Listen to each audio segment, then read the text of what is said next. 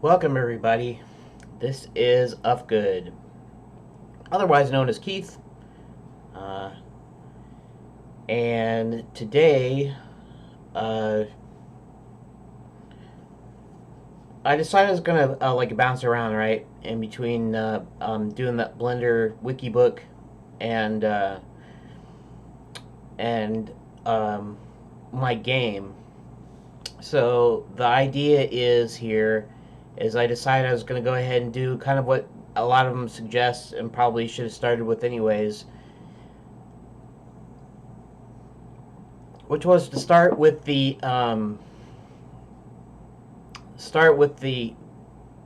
vertical slice, or what do they call that? Basically, where you have like a complete program that you could release, even if it wasn't, full or whatever, but where everything is kind of like done. And so, like a demo, right? Um, when you're prototyping games that require a prototype, uh, and adventure games don't usually need a prototype, but their prototype is more like you do like one room or one scene from the game. So it's less like a prototype, because prototypes usually you brainstorm ideas and you come up with something that you want to try, and maybe it's like a single game mechanic or whatever, and then you kind of build a game around that demo. But adventure game is the genre is kind of established, even if you do a little bit different interface, and there's certain things you play with. It's fairly established. So um, look, okay. As you can see, I've switched my webcam back to my front monitor.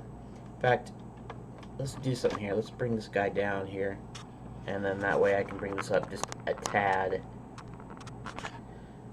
There. Um, I just decided to try this while I can try the other. It's kind of a pain in the butt because I'm using like the web around, but the problem with the web around is it's still not big enough for the screen, so I have to kind of keep it in this narrow thing, or else if I go too far, this you can see in the corner, right here.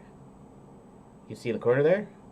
If I turn too much far this ways, it looks like it's covering most of it though, because of where the screen is, and because I partly have it zoomed in and stuff. But so I keep playing with that. Anyways, so in a sense, I'll be working on a prototype or a demo or whatever you want to call it.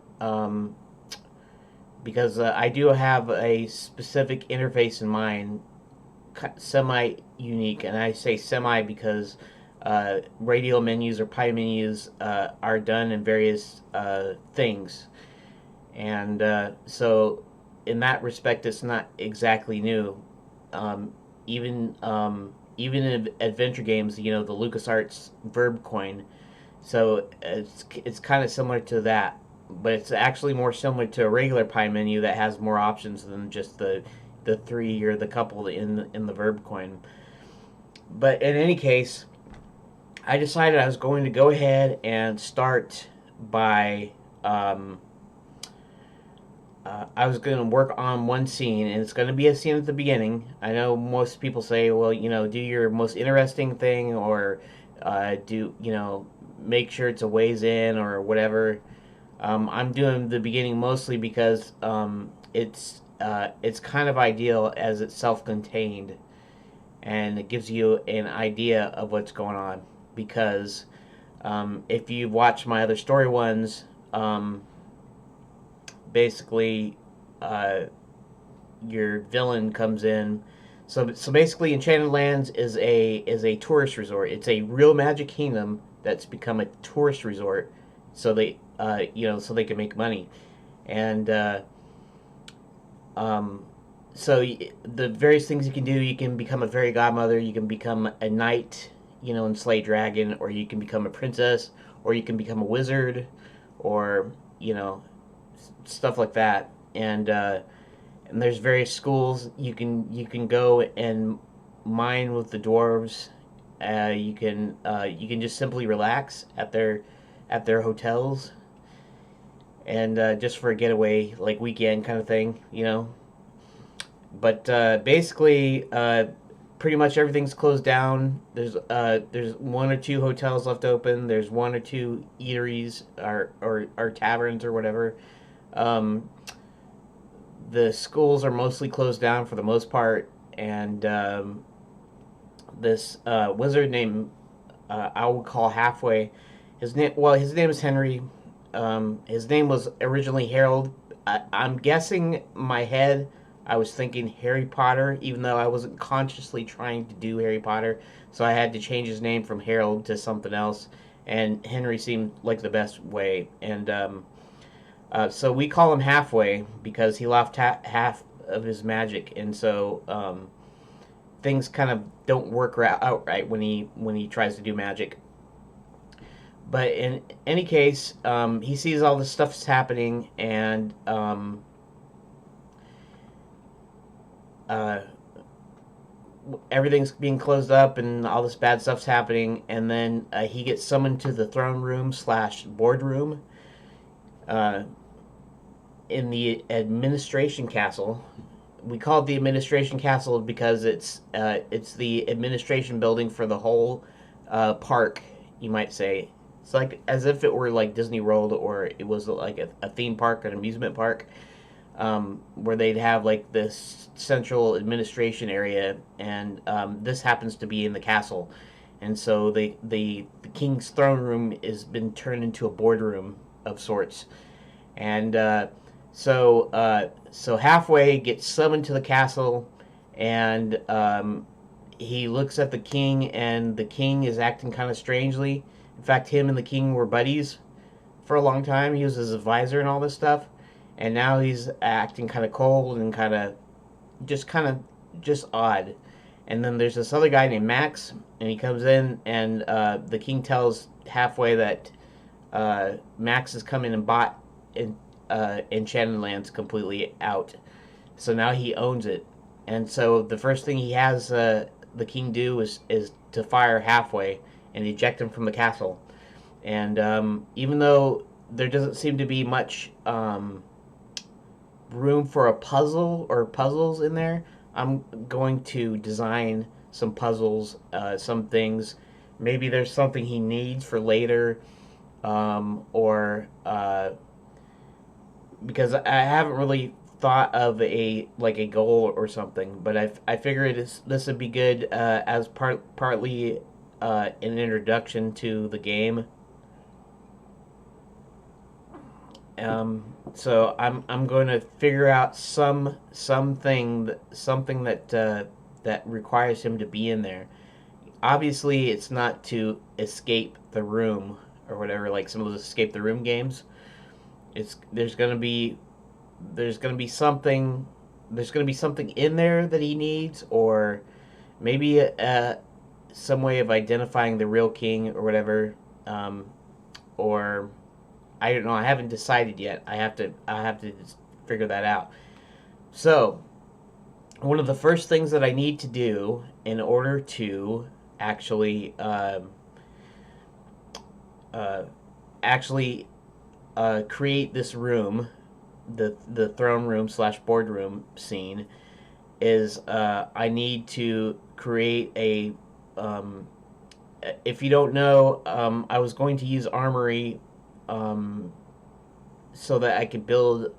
Armory is an add-on for Blender that allows you to create 3D games, or like right within Blender. And you have to pardon me for a second because I got a. Okay, that was just a message from my dad. I'll say okay. And anywho,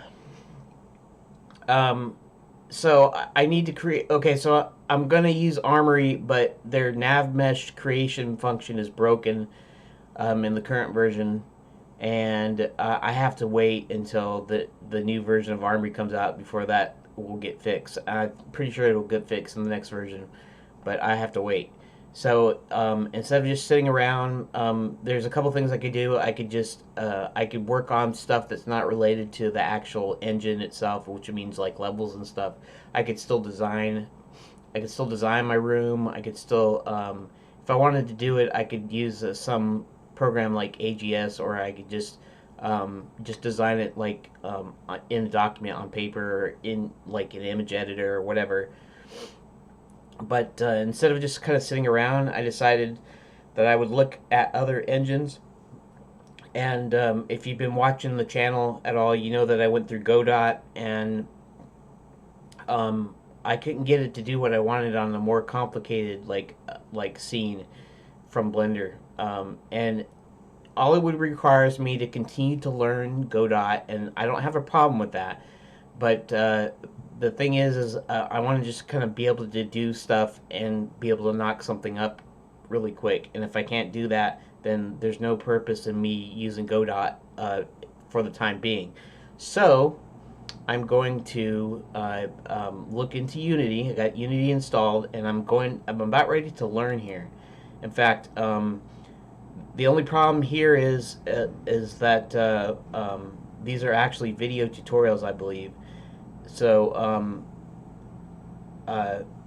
I might kind of have a problem, you know, where you watch a video and then you try to comment it, but you can't listen to the video and yourself at the same time. So I'm gonna try to muddle through and figure that out, how to do that.